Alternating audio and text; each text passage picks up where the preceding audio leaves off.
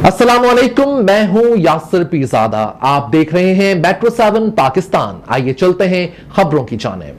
Pakistan peoples party Karachi division का अहम इजलास सूबाई वजीर और सदर कराची डिवीजन सईद खानी की ज़ेर सदारत मुनक़िद हुआ।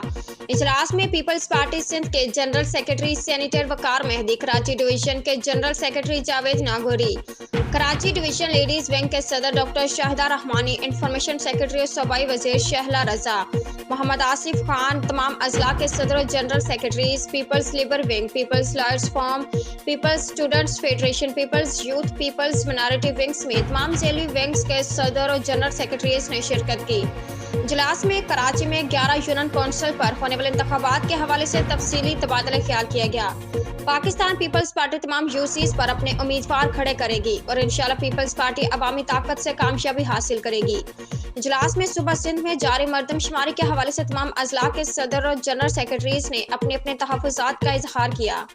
इजलास में सूबाई और वफाकी हुकूमत से मर्दमशुमारी पर पार्टी के तहफ़्फ़ुज़ात के हवाले से आगाही का फैसला किया गया। हमने पहले रोज ही इस हवाले से अपने तहफ़्फ़ुज़ात का इजहार किया था कि मर्दमशुमारी से कबल की जाने वाली घर शुमारी मुकम्मल नहीं की गई थी। हकीकी मर्दमशुमारी सिंध के अवाम को वफाक से मिलने वाले हिस्सा के लिए जरूरी है। सईद खानी।